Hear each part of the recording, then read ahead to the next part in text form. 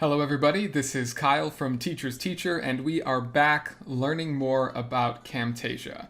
In this video, we are going to go over the editing essentials, everything that you need to know to make some nice, quick, clean edits to really make your video look good here using Camtasia, okay? We're gonna mainly be focused in the left side panel and also in our timeline, and jumping kind of back and forth between our timeline and also editing things on the fly and moving things around in our project window as well, okay?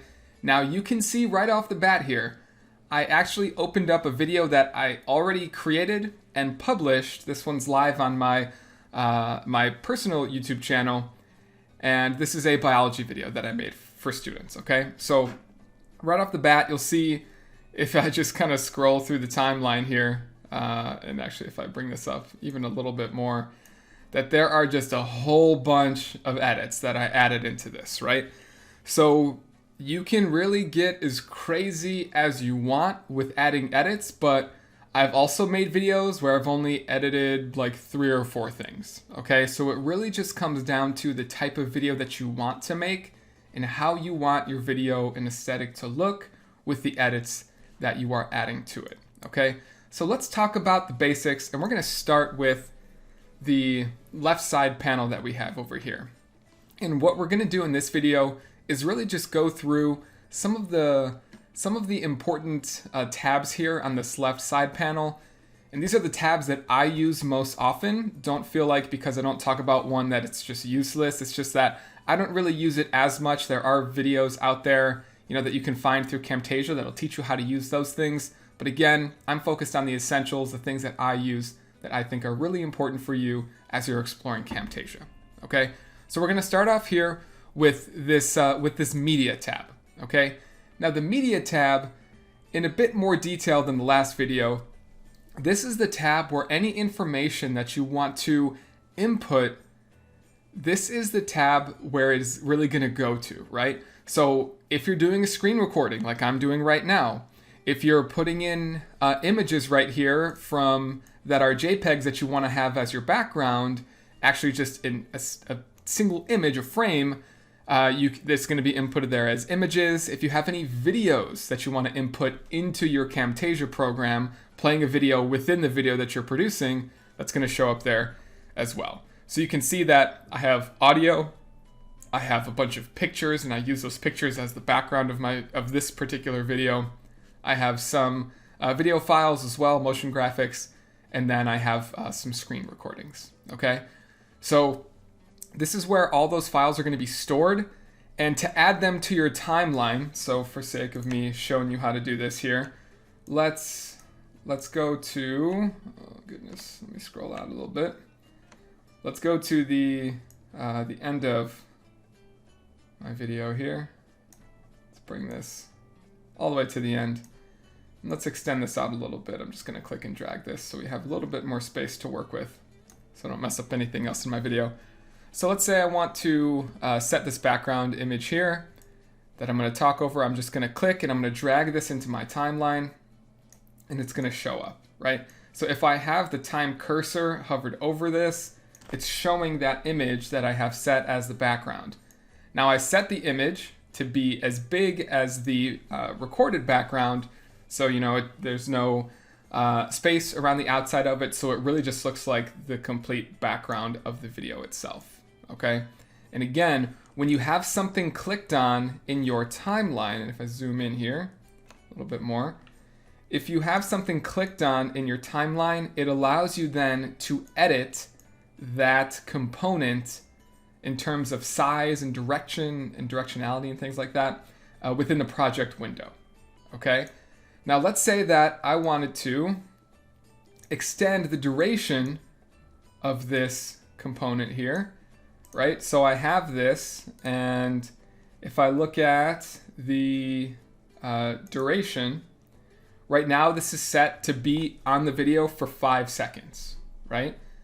So as I play the video, literally hit play, it's going to come across, hit it, it's going to show it, 3, 4, 5, and then it's gone. Well, now if I want it to play for more than 5 seconds, I'm really just going to click and I can just drag and extend it. I can extend it really to how far that I want. And you'll notice that as you are extending it, it tells you the start time in this little editing window that pops up. So it's starting at 12 minutes 45 seconds. And right now, the duration of this, if I stopped it right here, is about 15 seconds. So now I would be playing it for 15 seconds. So now I can add some edits into this, and it will play for that specific duration in my video. Okay? So if you want to add something into your media here, you have a few options. If you are recording your screen with this record button, the second that you stop recording, anything that you just did, whether it was your mic, your computer sound, your screen, your camera, all of those files are going to automatically populate within the media. Okay? So you don't have to worry about anything like that. But let's say you want to do something like I did, like add your own images. Well, to do that, you're going to come down here and you're going to hit this plus sign. And this is how you import media. So if you want to add an image, if you want to add in something from your Google Drive, a video or something like that, you literally click import media and it brings everything up and you have the ability to select anything that you have saved on your computer and to just simply import it. Okay, so that option is there and it'll pop up right here for you. Now the next tab that we have here is the library. So the library is going to start off in whatever version of Camtasia you have. So right now I have Camtasia 2020. It's going to give you some specific folders that are already preset and things that you can use in the library. Okay. Now there are some really cool things in the library that are preset to really make your video look cool. And the nice thing is that you always have the ability to edit all of these things as well. So for example, let's say I want to add an intro to my video, right? All of the videos that I create have intros added to them, some that I've made myself, others that I've pulled from the library here because they're really nice. So I can go to this folder that says intros, and it actually gives me a bunch of different options of intros that I can use. So all I need to do is I can right click on it and I can just hit preview, and it'll show me in a separate screen what this intro looks like. So it's kind of playing for me here in real time. So what I can do is I can take a look at all these, figure out which one I like. You'll see that the Slate one is the one that I use for the Teacher's Teacher videos, or the State one, I'm sorry, is the one that I use for that. So if I liked this one, the line wipe intro, all I need to do, click, drag, add it to my timeline, and now my video has an intro. So all I have to do with this intro, if I have this clicked on, all I need to do is just double click and just edit the text, right? Test video, or this is IB Biology. This is Mr. Leonard, or really, you know, whatever you want to put. You can put anything that you want, anything that pertains to the video, whatever intro, and that's it. You hit play, and it looks good. So really cool presets. It's already pre-animated for you as well, right? So cool intros that you can add. Now, in addition to that, the other thing I want to show you here are the lower thirds. The lower thirds I think are really cool, and I want you to explore all these. I'm not going to go over all of them. We don't have that much time. The video would be crazy long, but the lower thirds are really cool. You see them in a lot of different videos if you watch a lot of stuff on YouTube, and it's really just information that pops up in the lower third of the screen. So if you're trying to emphasize some content, a vocabulary term, or any type of word or anything like that, it'll pop up. So we can preview some of these. Right-click Preview. And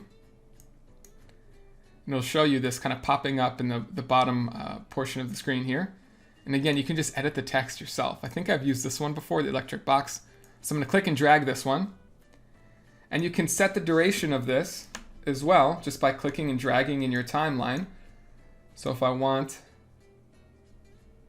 my lower third right here, so this is what it looks like as it pops up. So I can edit this. So I can be like, this is cellular respiration. Right? And I can make that a little bit smaller so it fits. And then when I play it, as I'm talking with the audio over it, I hit play. I'm talking, okay, this is all about cellular respiration. Bing, bang, boom. Really cool, awesome edits. You don't have to do anything. You drop them in the timeline and you edit the text. That's really all it is. So it's pretty cool. All right.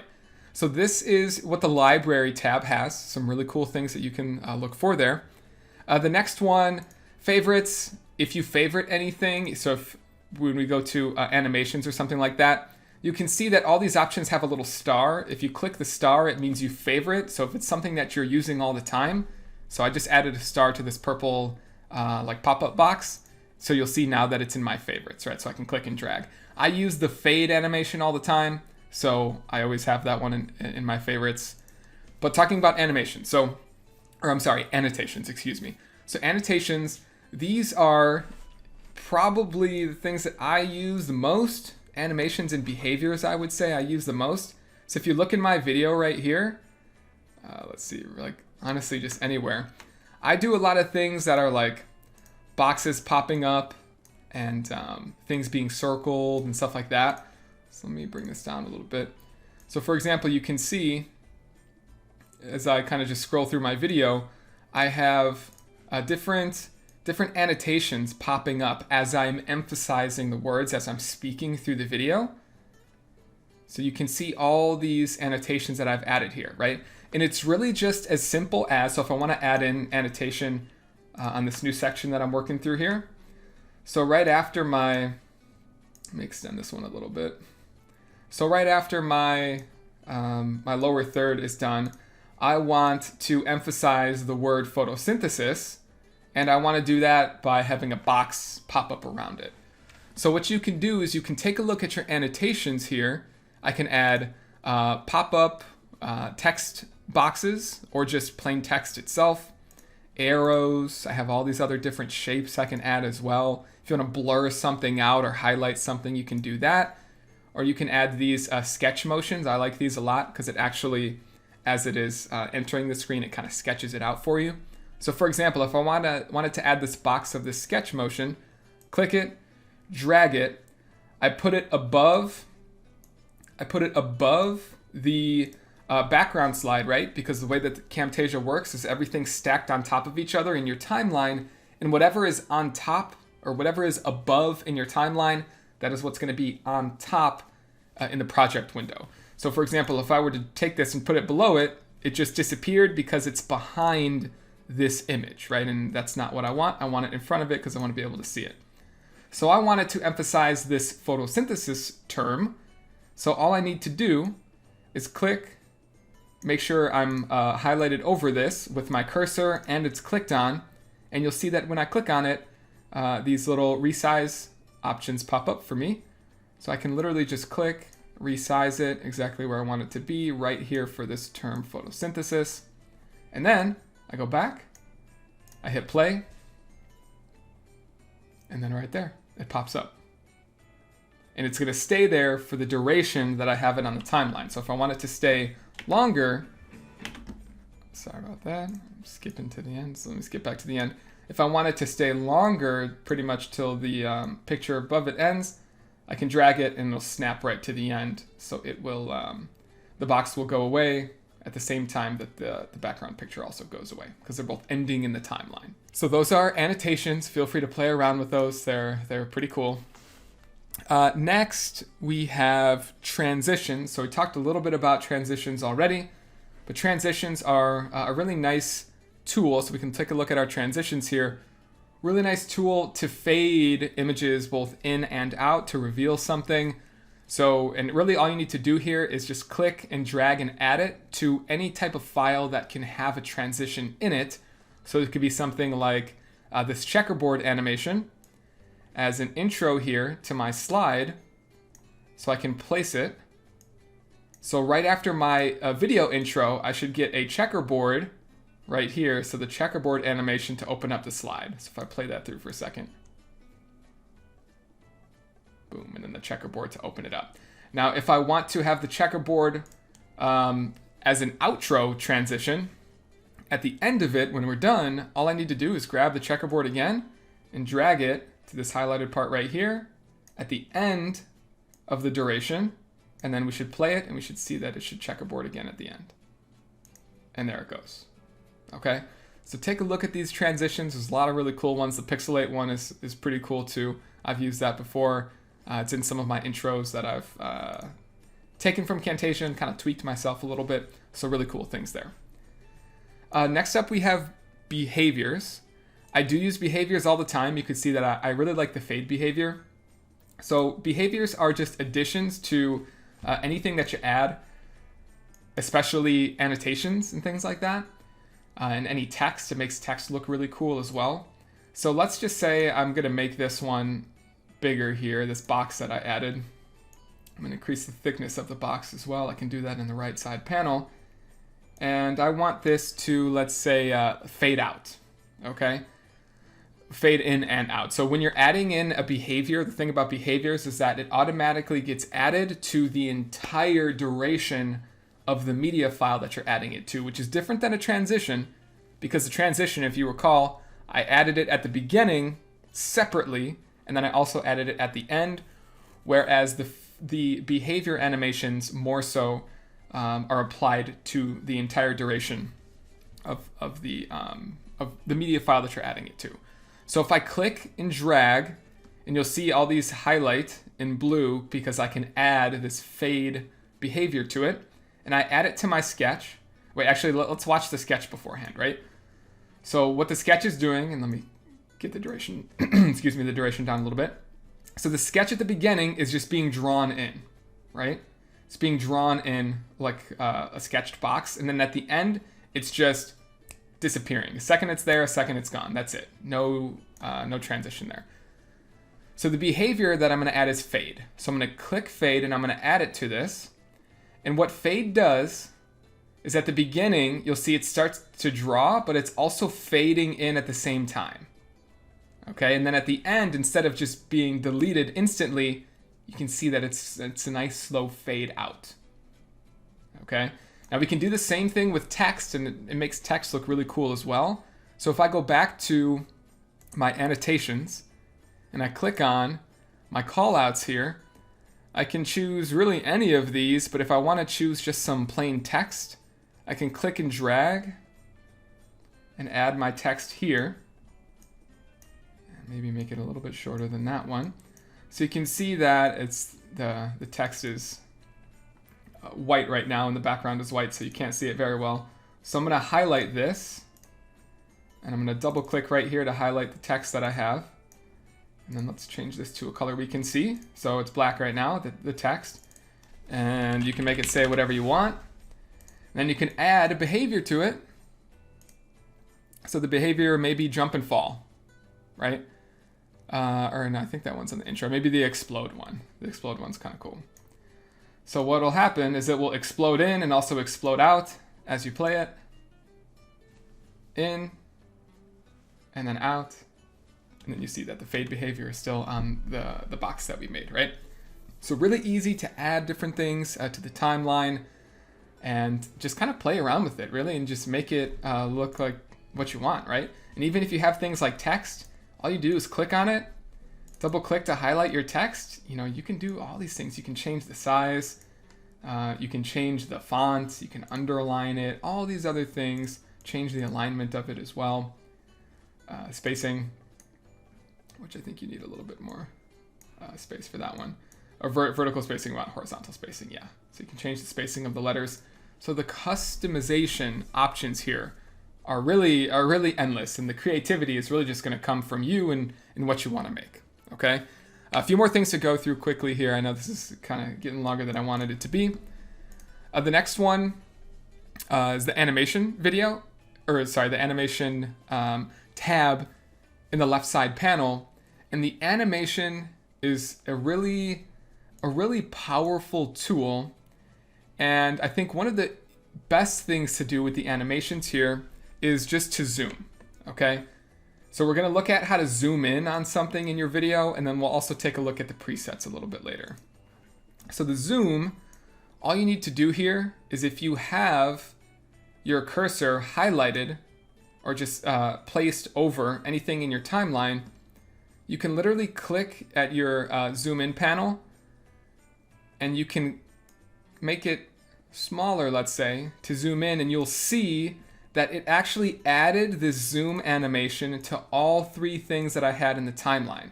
And it's going to end the zooming in animation exactly where I left my cursor. Okay?